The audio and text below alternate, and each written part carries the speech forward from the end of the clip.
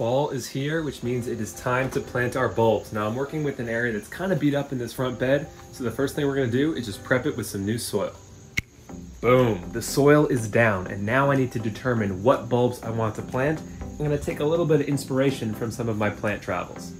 Last spring, I visited the Keukenhof, which is the most incredible floral experience you'll ever have in the Netherlands. And it's filled with acres and acres of this lush landscape with tulips and daffodils and other types of spring bulbs that honestly gave me so much inspiration. And I love how much they clump these together, and will certainly use some of these techniques in my own garden.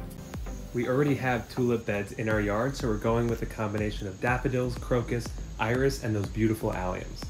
Time to start planting. Now this power planter auger is a bit too big for this job, so we're gonna downsize to the bulb auger. Traditionally, when I've planted bulbs in the past, I'm using some kind of shovel or a spade.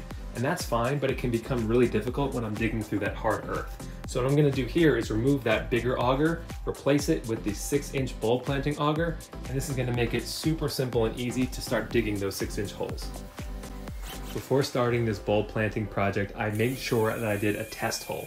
And this is just to make sure that the auger is functioning correctly and doesn't need to be adjusted inside the drill.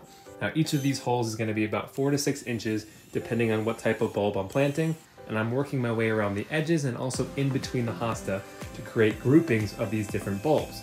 Now once that was complete, you can see that there's a bunch of different holes throughout, mixed in between the hosta. I'll do the crocuses and the smaller plants in front, the daffodils in the middle, and then the back will be for the alliums so that they can add some height to this garden. Now we're ready to plant, and look how beautiful those bulbs are. For these smaller plants, we want to put a few in each of those holes, and they're going to germinate just fine. Now these are daffodils, and they're a little bit bigger, so you want to plant those a little bit deeper down in there. And I started putting them in the middle, and I realized that it probably wasn't deep enough for some, so I did need to use the auger to make a few adjustments and make sure that I had that 6 inches of depth. When they're not that deep, sometimes the animals can come dig them up too. And these last bit are the alliums, and the alliums, fun fact, are actually related to onions. They're actually all part of the same family, and these alliums are going to be big and beautiful and have nice pom-pom-like blooms throughout the spring. And this was the final result before I covered it up, and I think it looks absolutely fantastic. And now the waiting game begins. This is honestly the toughest part about being a gardener in the Northeast, but you just have to trust your plant process. I'm starting to count down the days till spring, and I'm going to keep planting with the power planter all fall long.